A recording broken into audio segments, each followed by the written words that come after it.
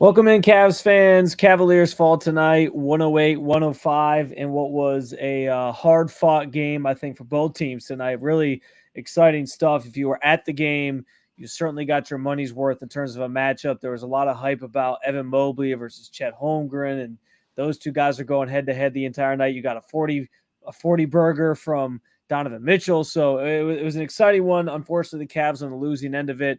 But certainly some good stuff to break down. Spencer Davies, obviously, in the building at Rocket Mortgage Fieldhouse. Spence, we'll start with you. Just what were some of your major observations that you took away from this one tonight? Damn, Chet Holmgren's good. Honestly, man.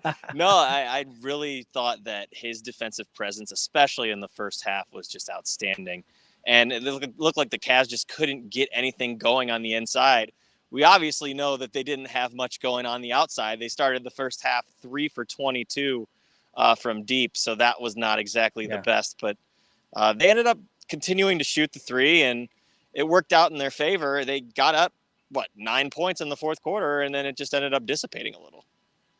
Yeah, I mean, I think what was encouraging about the second half was they obviously were shooting terribly in the first half, like you mentioned, and they come out in the second half, and it was, again, their bread and butter, the thing JB Bickerstaff always emphasizes, the defense. They were creating turnovers, they were making some big plays, getting some stops, and that's what actually got them back into the game and then helped them build the lead that you mentioned. So I think that was encouraging to see, especially when you played a game against Brooklyn the other night where the defense was a little bit lackluster until sort of the fourth quarter in crunch time. So they needed to kind of rely on that a little bit sooner, and they did. But yeah, the 3-point shooting left a lot to be desired. We've talked so much about how this team is emphasizing the spacing of the floor and trying to get people open looks. Max Strus, George Niang, and those two obviously struggled big time tonight. And I think we kind of just saw like those two guys come in here, and yeah, they're supposed to be pieces that help with the spacing and help with the offense. But I think you kind of have seen from with Strus going from hitting 7 the other night to tonight, you're kind of getting the Max Strus experience, I think, which is, like these guys are here to help with those things, but it's not going to be just lights out shooting, hitting threes every single game, every single night. I think Cavs fans got to come to terms with that. Well, yeah, it's just like, for me, with 3-point shooters, it's got to be process over result, right?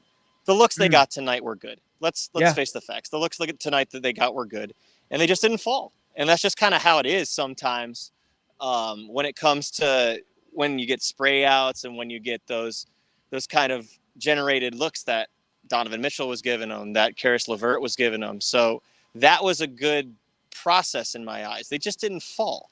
And what I think is going to happen throughout the season is you're going to see a lot of regression to the mean. And, I mean, that's first and foremost for George Niang. Dude still hasn't hit a 3 for the team yet. Right. And that's kind of weird because, he's a 40% career 3-point shooter.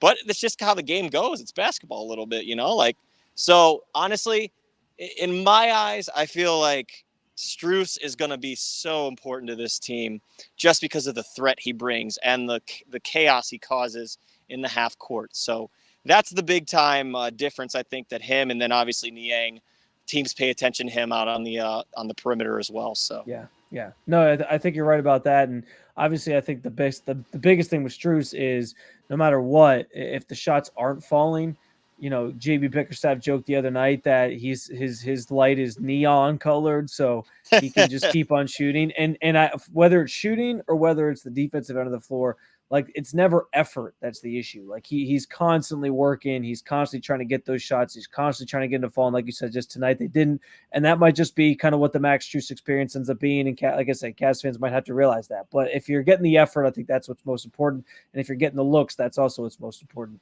Officiating tonight, I think, was let's just put it as it left something to be desired, Spence. There was some very weird call, maybe most notably the call where Isaac Okoro was on the court hurt, attending to his face, and Chet Holmgren goes up for a layup, falls down, lands on Okoro, and it's called a foul on Okoro, which, he was there, but I don't understand, I guess, the thought process behind that one when he was already on the floor, sort of keeled over in pain. But between that, there was others throughout the night. Just not again, some left something to be desired is I think the best way to put it with the officiating tonight. Yeah, JB Bickerstaff and Natalie Sago were not the best of friends this evening. She was catching an earful from him. The other referee, I can't remember his name. He teed him up there in the fourth quarter. That Isaac Okoro play, honestly, was not good because he was clearly writhing in pain and he was down on the floor face down for like 3 minutes. So for there not to be a whistle there to stop play as he's just laying there in the middle of the court, and then for him to I get didn't called even for realize a it was foul. 3 minutes, man. Like, that's a long time. I He didn't even was realize literally it was that down. long. Yeah, for 3 minutes. And then once they went to break, he was still down, like face down. He didn't roll over for like at least 5 minutes. So the fact that that play continued was actually quite surprising to me. And yeah, his teammates were obviously, kind of like, what the heck's going on here? Evan Mobley said it. Donovan Mitchell said it. Just like, I don't know how Isaac Okoro can get called for a foul when he's literally basically almost knocked out. and I mean, JB Bickerstaff clarified that Isaac was not knocked out, but he took a sharp elbow on that Jalen Williams rebound attempt, and it ended up resulting in him just being on the ground pain the whole time, and then he ends up getting whistled for a foul when he's not even in the play, which is pretty crazy. But yeah, it was a bit of a weird night too, I would say. If I had another takeaway as well, it'd be that, Donovan, you can see when he can turn it on, right? You can see when the closer comes to play. And he really did. I thought the Karis LeVert was terrific in the third quarter as well. Hitting a couple threes, getting a couple mid-rangers to go, playing some really solid defense. These guys they're so active with their hands on the defensive end of the floor. And I'm really enjoying watching them operate on that end of the floor right now. So, you're not going to be happy seeing the Cavs lose 108-105 to the Thunder in their home opener, especially when you have, a 9-point lead and maybe even a double-digit lead, if I can't remember correctly, with like 3 minutes left. But, sometimes the other team makes shots, and slowly, little by little, you saw Shai Gilgeous-Alexander just mosey on down, got something to go, Luguentz Dort, Isaiah Joe, and then all of a sudden, oh boy, we're down by 2.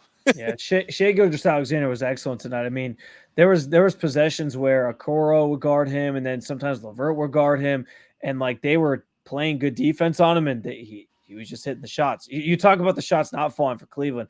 They were certainly falling for him tonight. He was fantastic. Obviously, Chet was fantastic. I want to get to that more specifically, but I did want to touch on Donovan Mitchell momentarily because you're right. Like, I understand that the conversation around Donovan Mitchell in the offseason and throughout this season is going to center a lot around, is he going to re-sign here next year? But guys, like, I think it's just worth enjoying the experience. Like, to see him put up 43 tonight and, will this team to be back in the game the way he did. At one point he scored 10 points in the third quarter to kind of mount this comeback and get them a lead or tie the game and then get them the lead. So, I mean, he's impressive, man. And it is, I always used to say it was an honor to watch LeBron James play in person as much as we got to.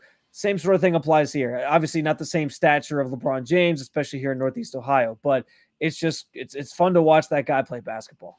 He has a will to win, man. And if you look at it on the defensive end of the floor and he's getting into passing lanes and he's hounding guys, it's just really a fun and it's a pleasure, like you said, to watch him play when those moments come, when the team needs him. And you saw it. It started in the third quarter once Okoro went down, right? It was Donovan and Karis that really bucked up and said, okay, let's go do this for our teammate. And then they ripped off, I think it was a 16-4 run.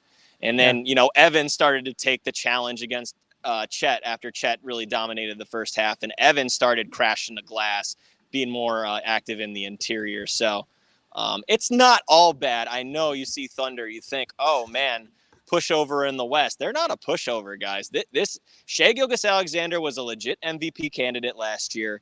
Chet Holmgren clearly has living up to the hype so far. in 2 games after playing Chicago and now Cleveland, and then sweeping. They started out 2-0 on the road against Central Division opponents. How about a way to kick off the season for the young Thunder?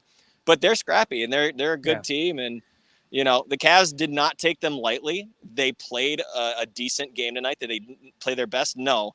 They were also missing Darius Garland and had not had the return of Jared Allen yet. So there's, things happen, and it's just it wasn't.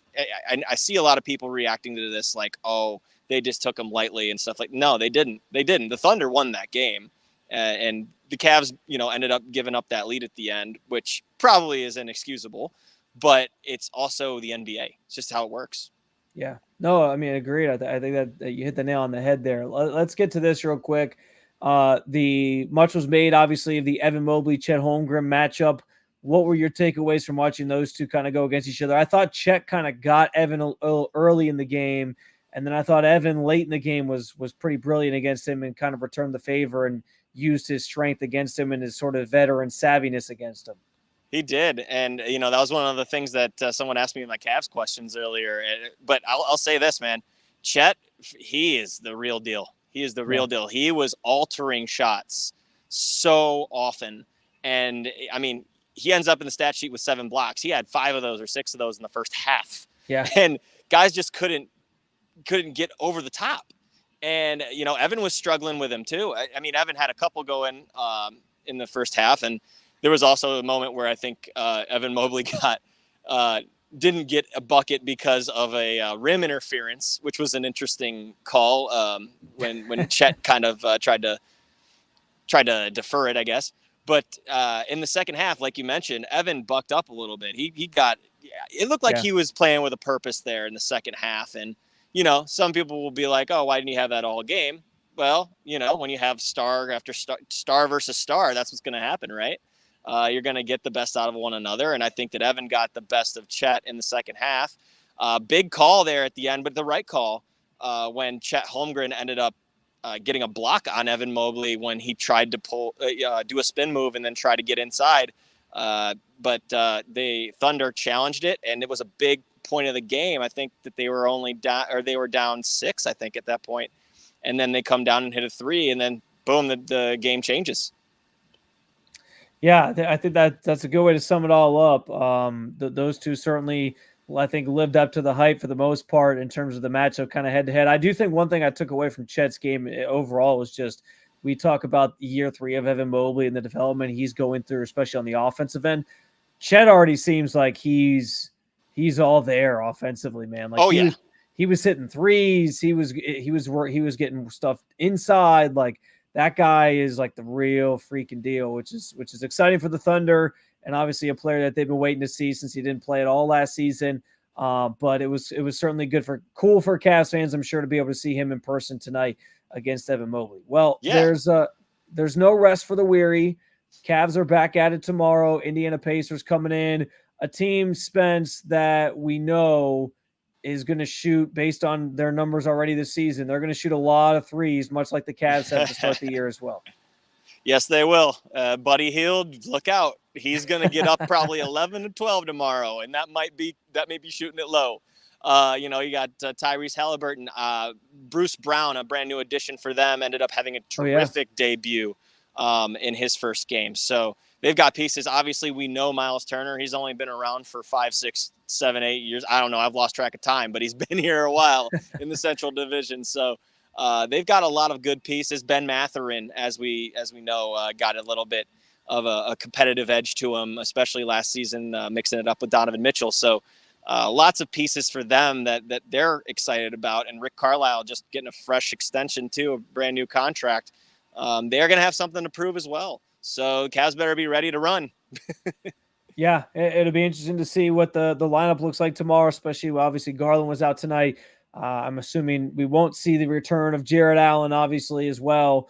But certainly some things to watch for tomorrow as the Cavs look to bounce back against the Indiana Pacers. In the meantime, be sure to follow along with all things Cavs related over at CavsInsider.com. I know Spence is going to be working on some takeaways and observations over there. And you can obviously follow us at CavsInsider_FN on Twitter. We will be back with you guys. Spence and I, Spencer Squared at the arena tomorrow. Very much looking forward to it for Spence and myself. Have a great night, Cast fans. We'll talk to you tomorrow.